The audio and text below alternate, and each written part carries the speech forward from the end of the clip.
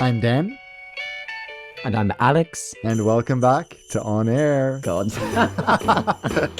We really are in our Christmas vibes. Welcome to our festive end of year episode. Christmas is almost upon us. A very Merry Christmas to you, Dan, and to the listeners in advance. Thank you. Merry Christmas, everyone. Christmas is all around me. Come on and It's let funny, isn't it? it Because snow. it's really unlike any other time of year in terms of how there is this like mutual agreement with much of the world that, okay, it's time to unwind. Hopefully, it's time to find some time to be able to rest, maybe to gather with family and so on and so on. And I always think that if you are in a position to be able to take some time off or to be able to chill with family or to be able to watch Christmas films and so on, throw yourself into it because let's be realistic, we're not doing that the rest of the year. So this is the time for that. Yeah, most of my flight attendant friends all have flights either on Christmas Eve or Christmas Day. It's just some coincidence that all of them happen to, and I'm like, no.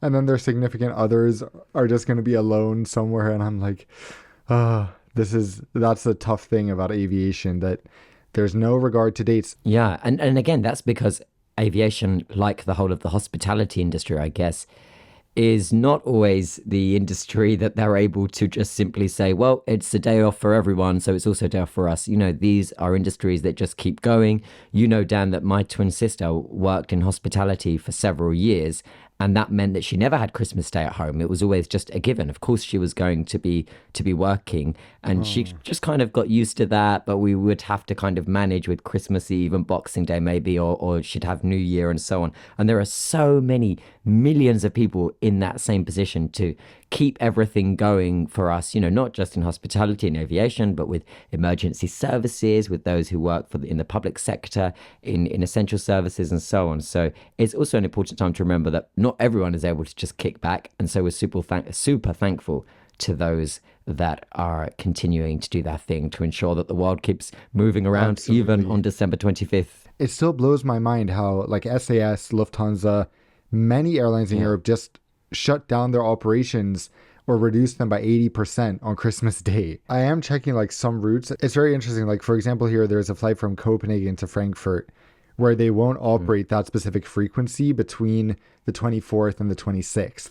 So it is nice that, I guess it just reflects the state of demand more than anything, that it's Yeah. fine to have one or two daily flights instead of three, four, five in some markets on Christmas Day or Christmas Eve, just because no one or very few people are looking to fly. There's always those people who are like, oh my God, it's so cheap to fly on Christmas Eve, so let's go, which Right. I have done in the past. I was about to ask you, have you ever flown on Christmas Day itself? Yes, when I was because in Sweden, we always celebrate on the 24th. That's the big Christmas celebration.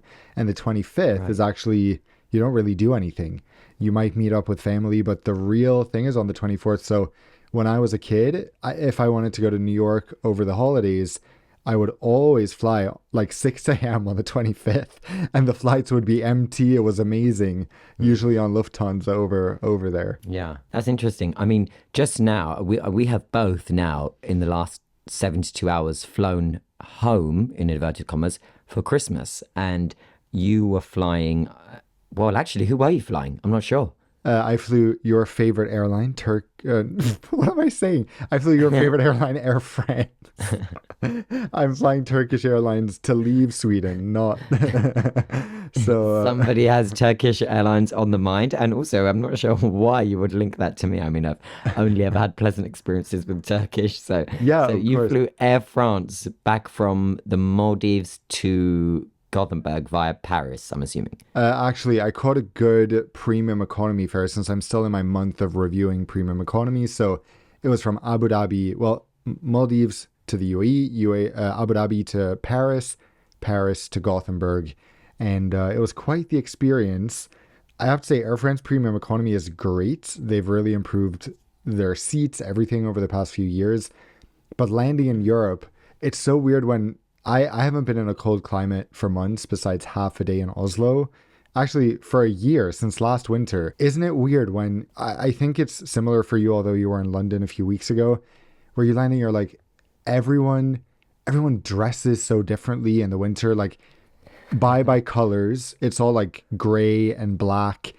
Everyone looks so disheveled, and everyone's in this sort of winter mode where everyone just needs to get where they want to go, and there's no Yeah. niceties or There is a lot of eye contact avoidance at this time of year when you're in big public places like airports and on aircraft. I agree. But then also, I think that you see a lot of people that you know are flying for the same reason you are flying. And, people are going to reconnect with loved ones and so on. And there's something nice about that. There's something nice about seeing for example, a fast track queue to a BA flight, which is what I was on, full of people, elderly, young, those that were quite obviously traveling to reconnect with loved ones, rather than just like the same, 50 to 60 men in the same grey yeah, suits and the yeah. same grey jackets, on their road warrior trips and so on. There's something a little bit nice.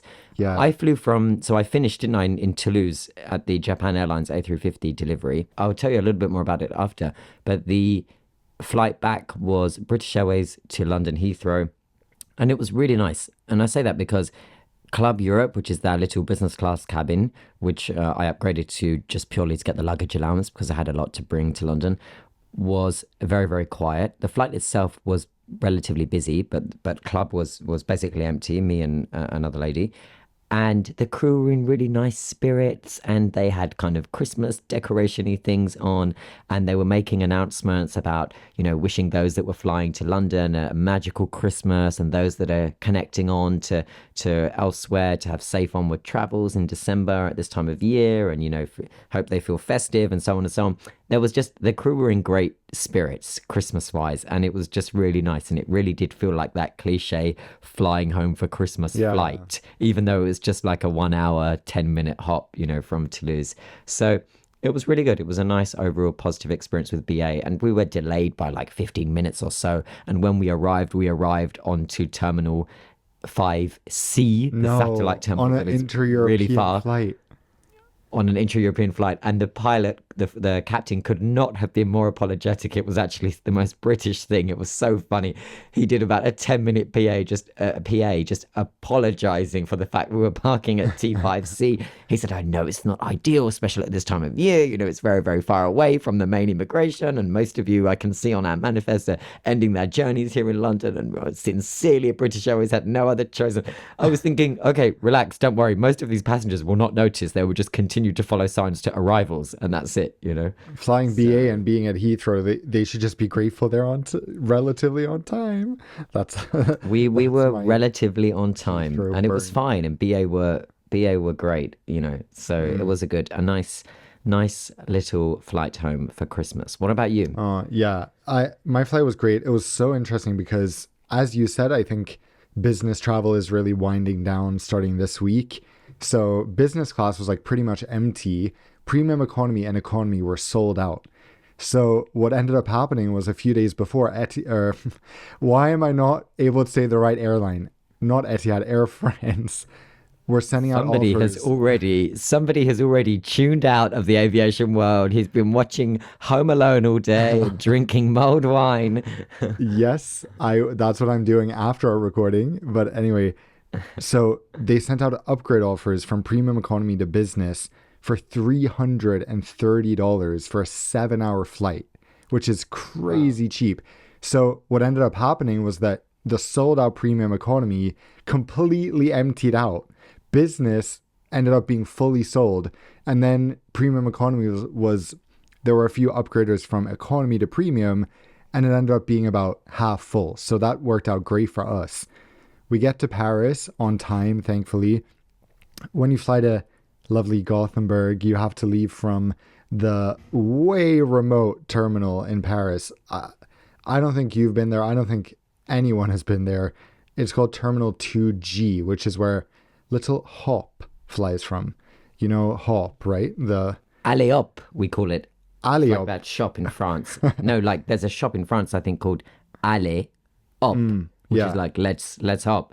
And so every time I see that little hop thing running around the airport in my head, I always say Alley Up. Yeah, that little hop thing. Well, that little hop thing is what flies to Gothenburg. Thank you. So it's a 20-minute bus ride or 15-minute bus ride from the main terminal to get out there. And my thing is just that I don't really understand when I land in Europe is how is it that 50% of electronic walkways, escalators are always turned off. And then there's never a sign that's like, sorry for the inconvenience or explaining what's going on. It's just like in every other part of the world, we're so sorry, please take this alternative route. There it's like, no, Yeah. every single escalator is turned off. And then like it was just, so we had a 1 hour, 15-minute connection, which in Paris is basically impossible, especially transiting to this terminal. So then everything just kept going wrong. These escalators were broken. We get in a security line. We get to the very front, and then that line closes. And they say, go to the other one and get back at the start of the line. And there was only one other line open. We're like, are you kidding? And then all the e-gates are closed. So we have to do manual immigration into the EU. And only 2 desks out of like 20 were manned. So it was just like all these things. I'm just like, okay, this is one of the busiest seasons besides summer for travel.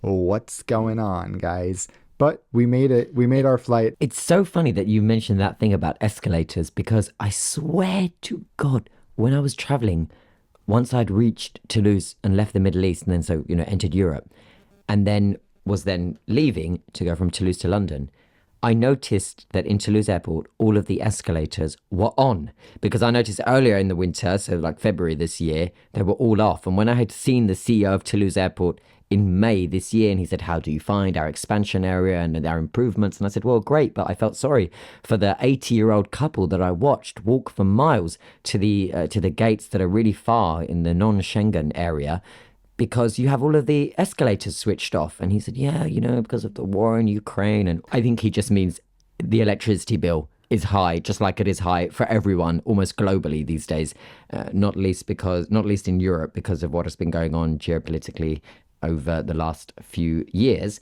But the pleasant thing is that I noticed they were all switched on. Then when I got to London, of course, we were parked at T5C. I do not wait for that train with 10 million others because you know what I'm like with crowded spaces. I do not like them at all, and I avoid them any chance that I can. So I did the underground walkway, that secret underground tunnel that connects all of the satellite terminals, Terminal 5 with Terminal 5B and Terminal 5C. And so, of course, I was very far at T5C, but I went straight down to the walkway, and I much prefer it because there's loads of fresh air down there as well. I mean, I'm not sure exactly how fresh it is, given that I'm surrounded by aircraft fumes, but it's fresher than the terminal air, which was a bit warm and dry. And I walked the whole thing. Now, I do play this game, okay? I knew I was first off of the aircraft, and also I could recognize maybe some of the passengers that were seated around me, at least in the first rows of economy.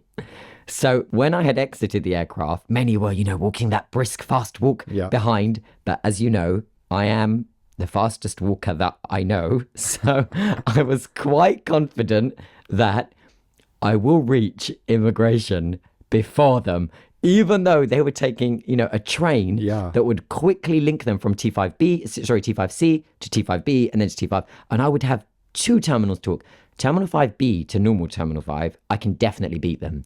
But could I do it over 2 terminals? So I was walking really quickly, and also because I wanted to get out of there. Like I wanted to get out and get home. And really, really fast walking. But it would depend if all the escalators were on. And to my delight, at Britain's hub airport, London Heathrow, all of the escalators between Terminal 5C and B and the main Terminal 5 were all switched on. These flat travelator things were all on. So I was flying through. And then I reached Terminal 5, that final escalator that will bring me up to immigration. And I look behind me, and the train arrives, and the first passengers that I recognize as being on my flight start coming out, and I'm like, yes, I did it, I beat them. So then, of course, I have to speed up a bit again because they're about to close the gap. So, you just did a little wave as you ran up the escalator. I turned around, gave them a little wink, Merry Christmas, and then straight into the e-passport gates, which had no queue, thankfully, straight through. And then, of course, I thought, great, maybe none of that was worth it. I've now reached the baggage carousel in record time. I have swiftly moved and maneuvered from T5C to B to A, and now my bag's probably going to take an hour. Well, all credit to British Airways. 3.5 minutes later, all three of the bags, along with the rest of the flight, come straight out. I get the bags straight out onto the Heathrow Express into central London, and I was home in record time. BA and Heathrow worked very, very well in that example. Good. I'm glad. When I landed in Gothenburg yesterday, I haven't been here for almost 4 months. I realized that my ritual when I land here is always to get a freshly baked cinnamon bun. Sweden has the most amazing cinnamon buns at the airport. And guess what? The chain the store that used to be all over the airport that sold them has now been fully replaced by British colonial W.H. Smith, has taken over every location and no longer has cinnamon buns. Oh my God. I was like, this is not supposed to be happening in 2023. Is W.H. Smith the last shreds of evidence of the British Empire globally? I think it could be. That might be right. Well, look, we spoke last week about Japan Airlines A350 and we did a bit of a deeper dive into it, but I'll give you my quick verdict roundup since being on the cabin. I spent a lot of time on board. I spent a lot of time with the interior designers in Japan Airlines who were explaining their decisions behind everything. In a nutshell, it is a very creative, beautiful cabin. It's a cabin that I felt like I was on an A380 basically, because there are just so many cabins. It makes it so long haul. Maybe we're so used to cabins that are business class, economy, business class, economy, business class, couple of rows of premium, economy. Because there is this dedicated first class cabin and then a small galley and then a dedicated 2 cabins of business class and then a galley and then premium economy and then a division and then economy. I felt like I was on a huge aircraft rather than an A350-1000, which of course I fly on all the time. That was my first takeaway. And I think you're going to like it. My second takeaway is the colors are not for everyone. Yeah. That's for sure, right? The colors are not for everyone. There wasn't a feeling of luxury in the color palette, but they wanted, the interior designers tell me, simplicity. They wanted something that had fusions and examples of Japanese culture, and they explained to me what these were and how they linked up with their choices in cabin design. There are some things that are questionable and don't look so nice. For example, the interior of the door, so the inside of the door in business class, the inside side, so the suite side. I mean, I thought it wasn't finished. What did it look like? Well, you could see the mechanisms that open and operate the door. Oh. And I wondered why it was exposed, but that's the decision that they went for. It wasn't sleek, right? In premium economy, it's very cozy. Now, cozy could also translate into cramped because they've gone for that fixed shell seating. I mean, when you fly premium, do you like the fixed shell hardback framed seating? So in none of the products I've flown now, I have had that type of configuration, so I can't really say because I've only flown it in short-haul business class products that have it, and then it's a very short flight. But I will say, I said this before, that to me, the worst thing about premium economy is that when someone reclines, you're basically stuck in the row behind them because the recline is so extreme that there's just no getting out. In that situation, the shell is much appreciated, and I have to say that the thing I liked most about Air France Premium Economy when comparing, so first of all, comparing it to Emirates, on the A380, it's a massive 56-seat cabin. So for me, one of the best things about premium cabins is that you don't get the stress and the constant movement and people getting up and down and getting their bags that you feel in economy when it's so busy, which you did get on Emirates because there were so many seats. On Lufthansa, they don't have any cabin dividers between premium economy and economy. It's just the whole same thing. So you still get the same kind of stress. Air France, 24 seats in a small little cabin, 3 rows, divider in front, divider behind, curtain.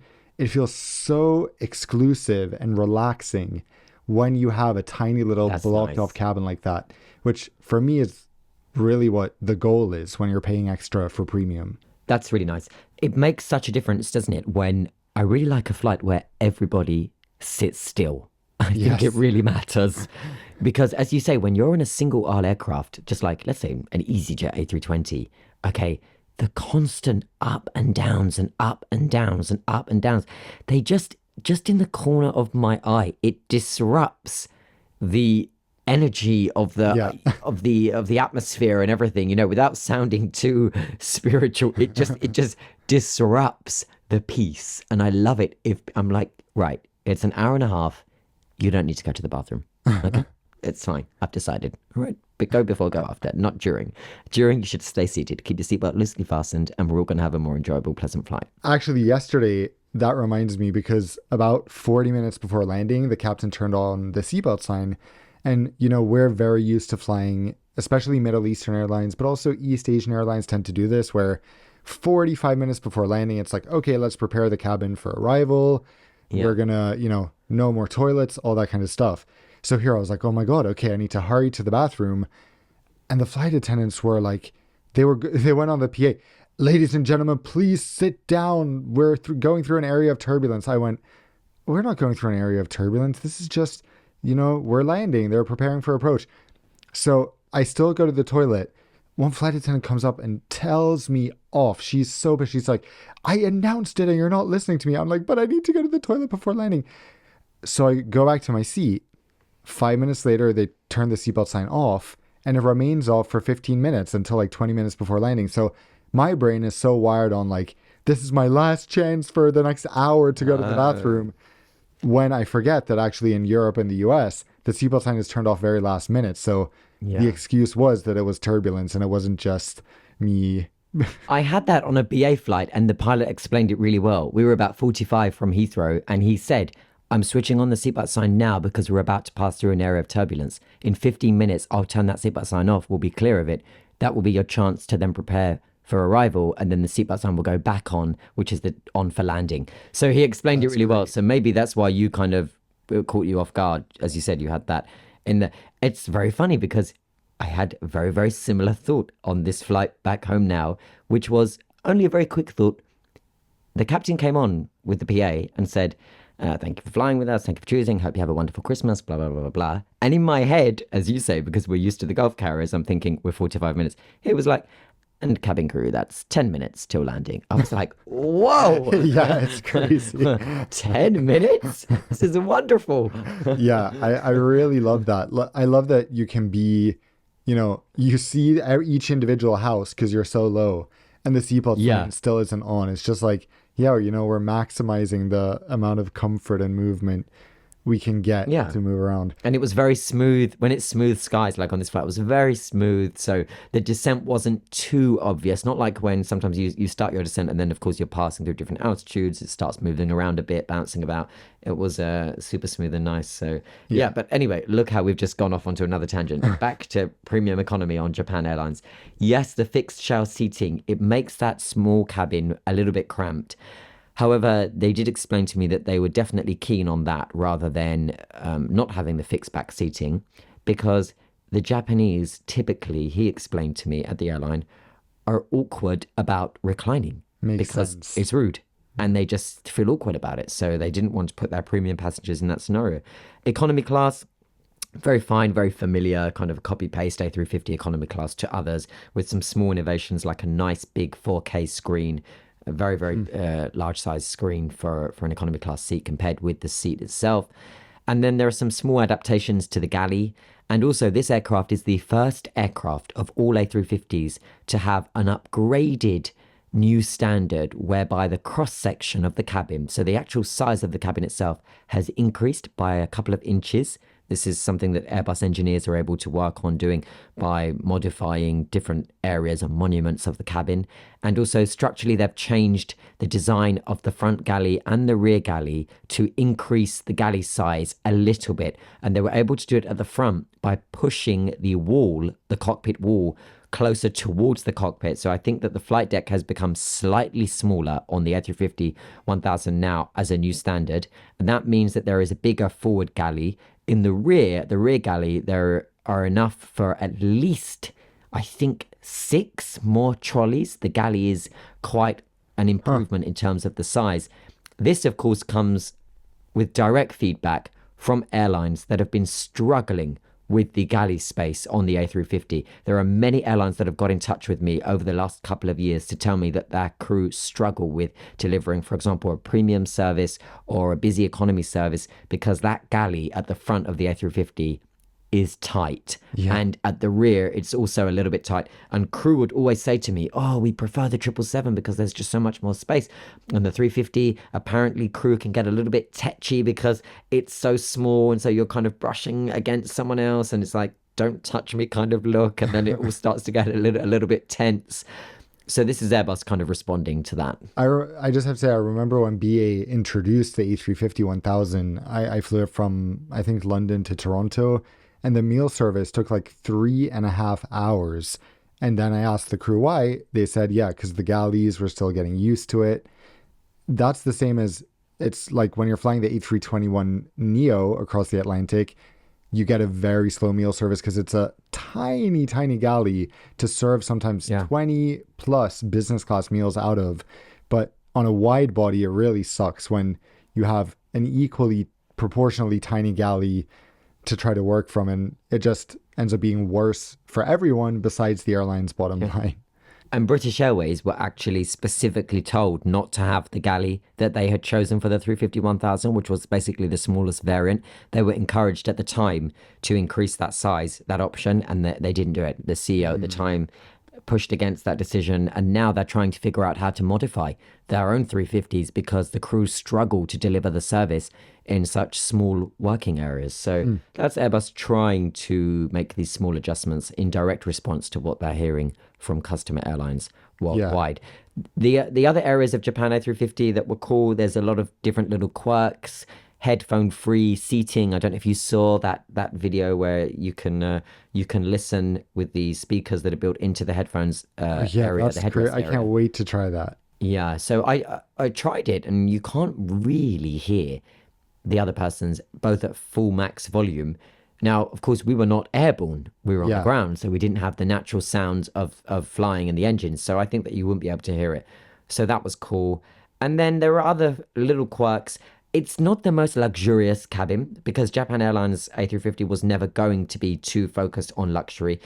They a lot of the decisions they kept justifying as, well, this is like this because our passengers are business travelers, and this is like this because our passengers are business travelers. And they were very much how their passengers don't have time, their passengers aren't flying for leisure, their passengers are not wearing comfortable clothing, they're in suits, and so on and so on. Now, I don't know how true that is in the modern world now, or if the fact that the traditional business traveler road warrior is the JAL passenger on their 350 routes, which will begin in late January, connecting Tokyo Haneda with New York's JFK. You know, the wider A350 cabin, we should mention, is a bit of a double-edged sword. And this makes sense to me because Japan Airlines always has lower density. So when I saw they did 333, I was like, oh, so they're doing the normal config, but actually most airlines will choose to install 343 now on this A350. So Japan Airlines still went with a much more spacious configuration than what Airbus is offering. I asked the head of Japan Airlines customer experience and design if it was ever an option that they would be making the economy class 343 on an A350, given that with modifications in the cabin, it is absolutely possible. He said to me, never. I said, never even a consideration. Absolutely not. He said, not even a consideration. I said, it never made a briefing document. He said, never. We will not be going down that route. I said, I respect you, sir. So it was a nice win for economy class there. Definitely. If I can talk about something slightly unrelated, but you made me think of it when you said the door was unfinished. Then I remembered, why is it that so many airport ceilings have that design? I thought about it yesterday because I flew out of the new Abu Dhabi airport, which I'll talk about after, but why is it that many airport ceilings in Europe, in the Middle East, anywhere, in older airports especially, it's just like, it's open. So you see all the wires, you see the air conditioning things. It's like a very typical airport design. Do you know what I mean? Yeah, it's kind of the exposed, they think it's so high that perhaps it doesn't need to be covered. I mean, I can't think of many European examples apart from Frankfurt, But Gothenburg. I think Gothenburg, Stockholm. I wouldn't know. Yeah. Stockholm, I can't remember. I mean, I remember being a bit like, ew, at LAX in the beginning in the check-in area. Yeah. There was this like padded insulation exposed everywhere. Ew.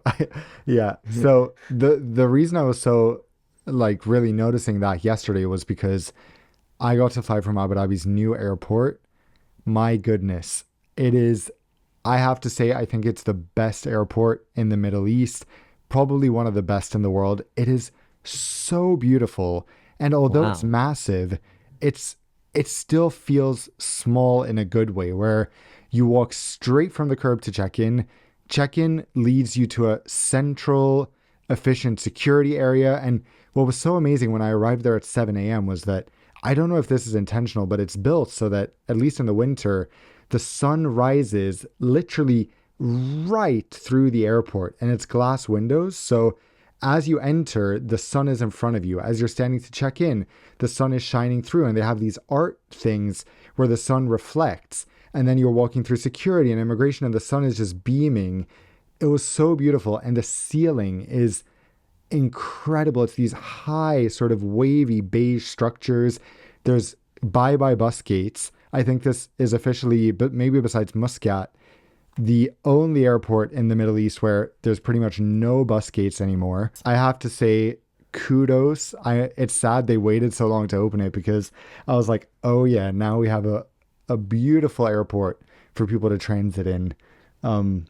Yeah, Very nice. so fun. I was waiting. I was eagerly waiting for your feedback on the new Abu Dhabi terminal. Yeah, So I'm also a that's great to sucker hear. for beige and those like sand colored interiors, and that's exactly Love what they sand. have.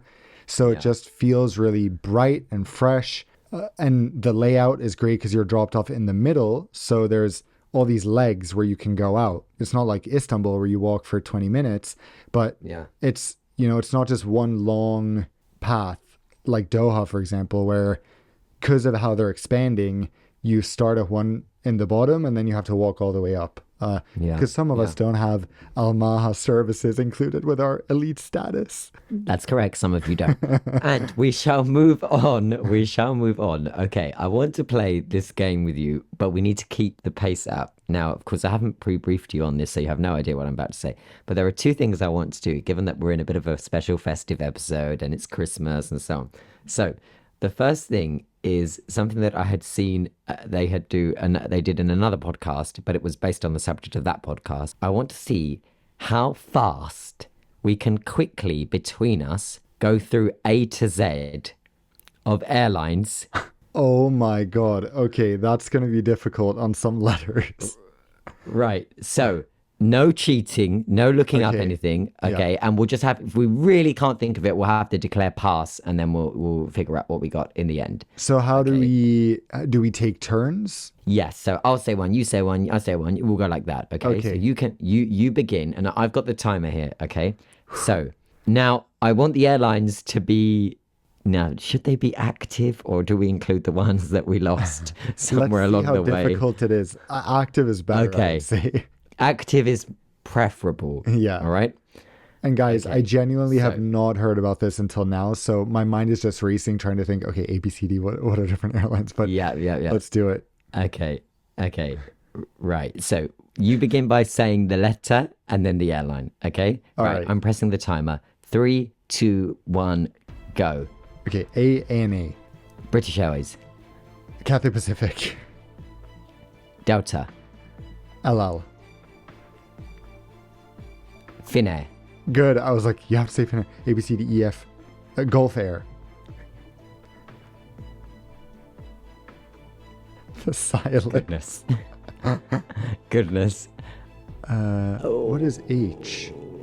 Oh, I know one. Can I say it?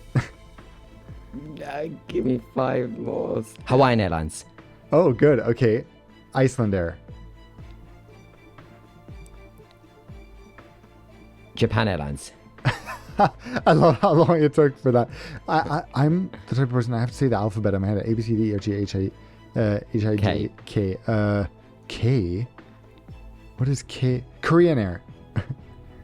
I mean, you could have said KLM. Yeah, oh, It's right true. there. Latam. Mongolian.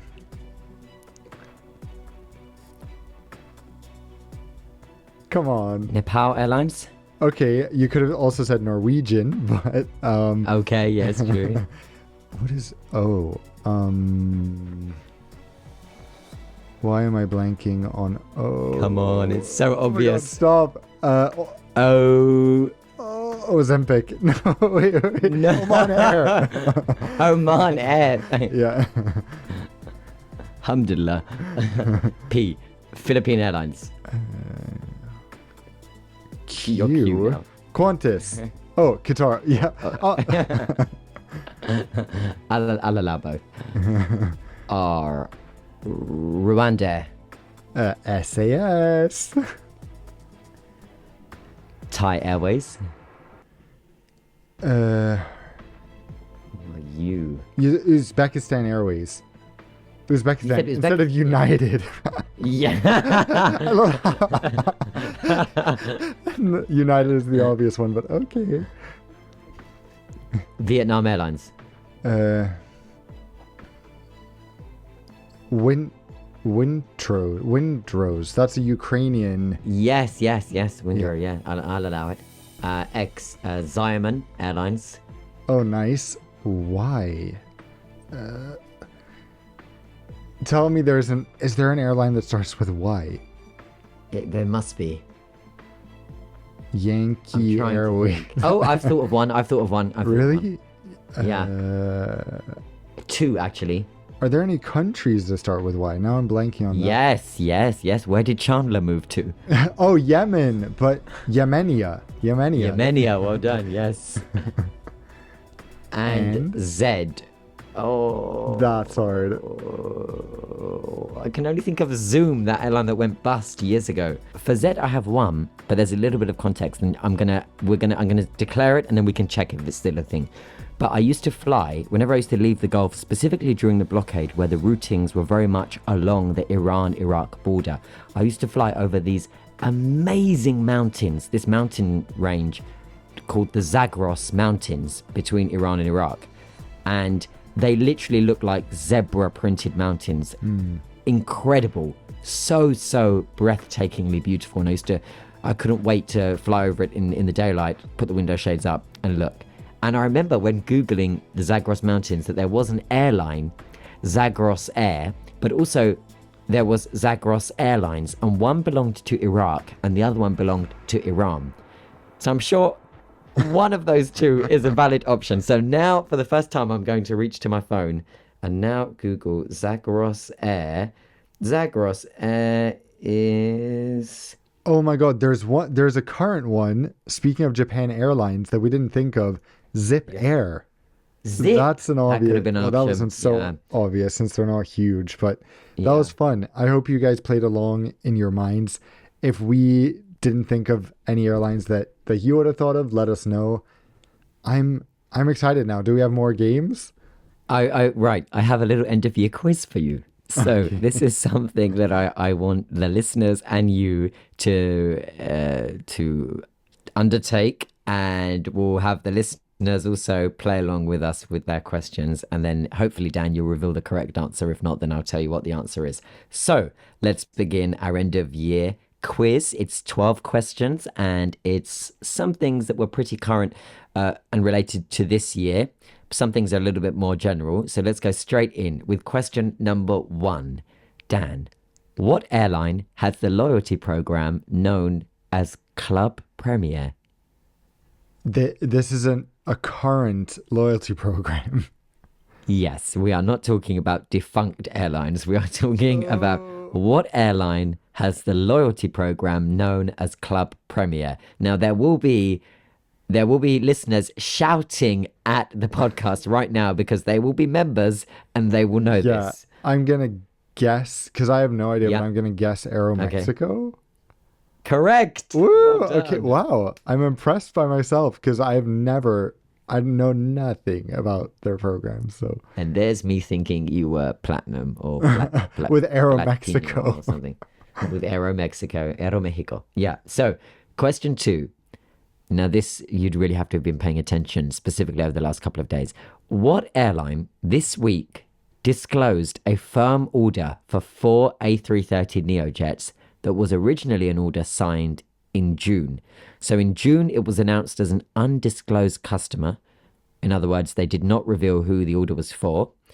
But what airline this week disclosed that they are indeed the airline that has placed an order for 4 more brand new A330 Neo jets? The only thing I can think of is we're staying in Latin America and it's Azul. It is Azul. Oh Well my God, done. okay. Good job. Good job. Okay, this one is a little bit more general. The A220 family is produced under the management of the Airbus Canada Limited Partnership, which is a partnership between 2 stakeholders. So on one side, the A220 family is 75% Airbus produced. Who has the 25% stake? And it's not, is it Bombardier or it's someone else? It's not.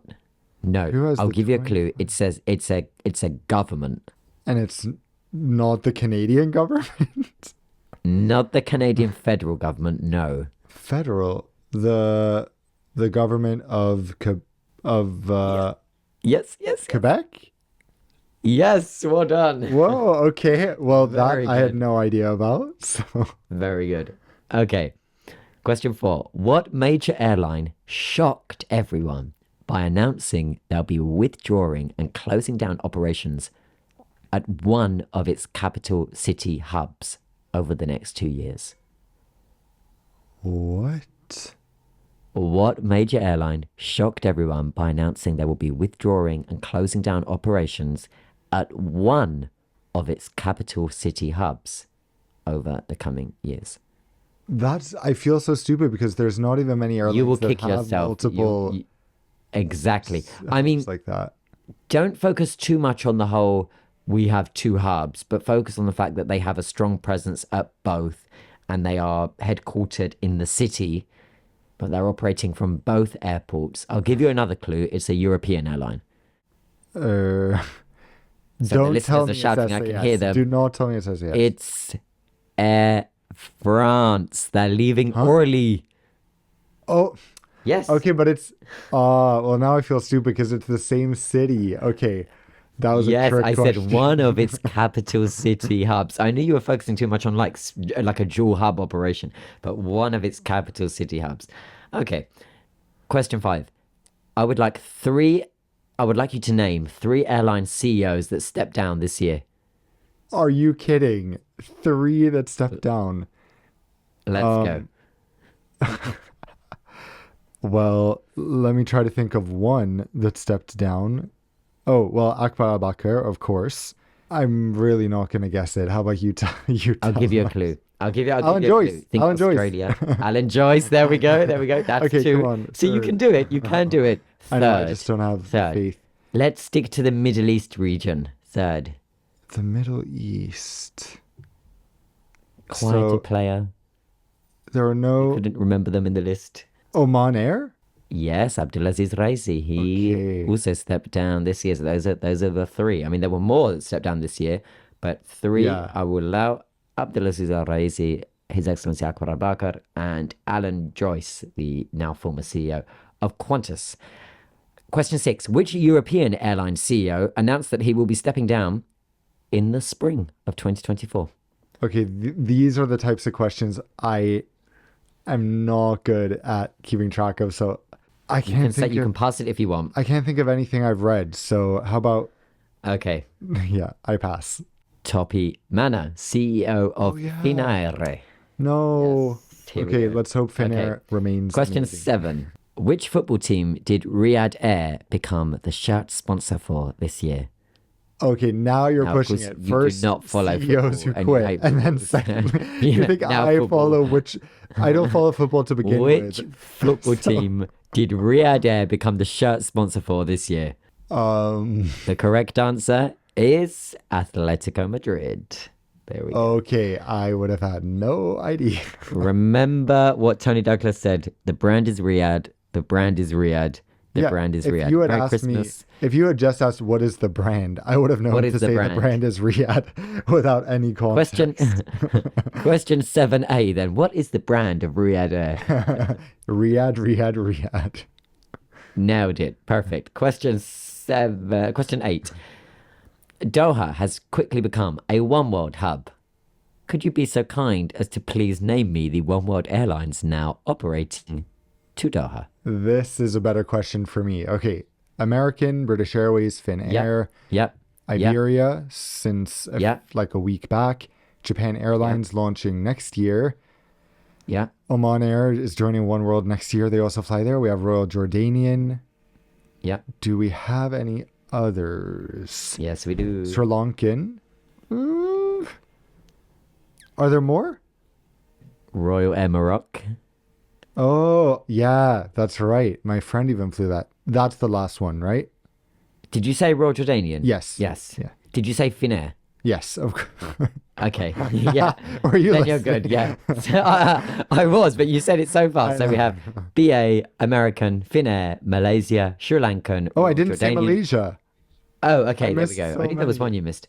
Okay. So BA, American, Finnair, Malaysia, Sri Lankan, Royal Jordanian, Royal Air Morocco, Iberia, and very soon Japan Airlines and eventually Oman Air. A ton. Question 9.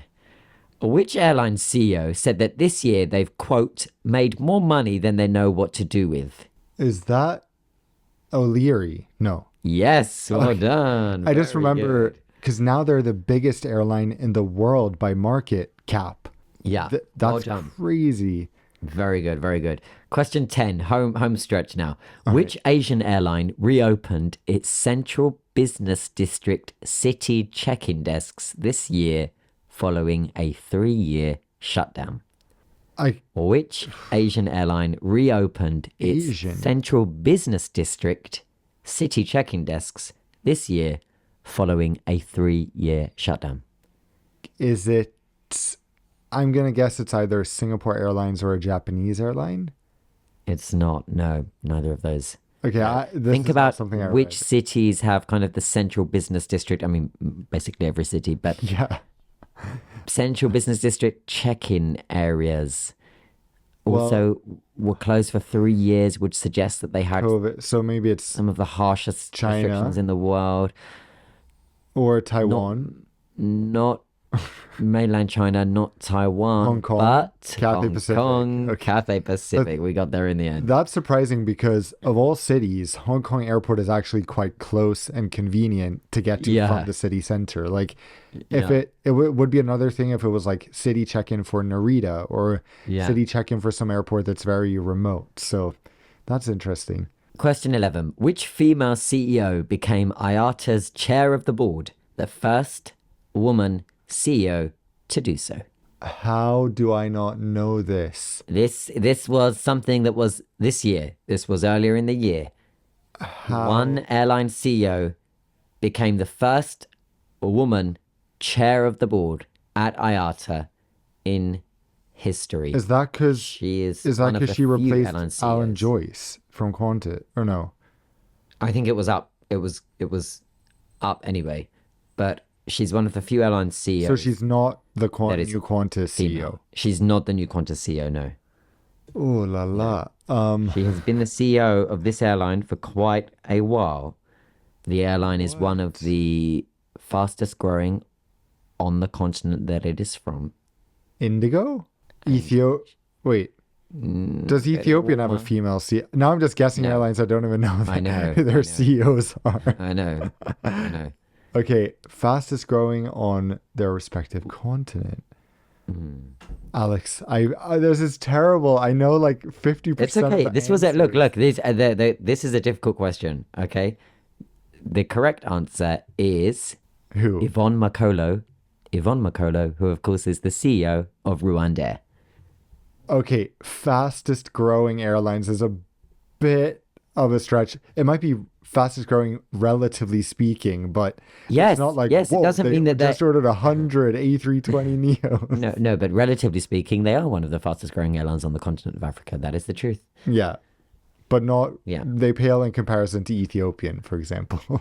You compared them to Ethiopia, not me, buddy. Moving on. Question 12. Which Middle Eastern airline and which European airline were both slapped with advertising bans for, quote, making exaggerated claims about efforts to achieve sustainable aviation that were deemed as misleading for the consumers and led them to be sanctioned? So hopefully this is something that all on-air listeners should know, because I think we've mentioned both, and my guess is Etihad and Lufthansa. Correct. Good job. Okay, that's the quiz. End of our very festive, very end of year roundup quiz. You did quite well, to be honest. You did well. They were very those specific. were not easy questions, Yeah. all of them. They were If good. I would have I asked hope you, list all the destinations United flies to from Denver, you would have been sitting here for a while. Answer number 1. I'm like, Denver? Sorry. Because they come back, right? Yeah. Yeah. Well, I hope that the listeners were also taking part in that. And if you were, feel free to DM us your score or how you performed, because it was a pretty specific quiz that I was typing up prior to us coming on air. So, you guys, we are going to have a bit of a holiday break for the coming 2 weeks. Of course, we're going to miss the podcast. This is something we look forward to every week, but we will be back with new episodes and new CEO interviews starting January 10th. So, we cannot wait to see you then. We hope you have an amazing holiday week. Happy New Year, everything. Thank you for joining us this year. It has been such a pleasure, and yeah, just a highlight of every week for us. Genuinely, we have looked forward to gathering. We love the fact that we have started to build a community of the on-air listeners. We love the fact that this podcast has a great reach. We are the #1 aviation podcast in so many markets worldwide, and we are in the charts in so many other categories also. And for that, we're eternally grateful. We hope you have, as Dan said, an amazing, safe, healthy, festive period, and best wishes for 2024. And all being well, we will be back in the new year to pick up where we left off. So for the last time in 2023, I am Alex. And I'm Dan. And thank you very much for listening to On Air. We will see you soon. Bye. See you later.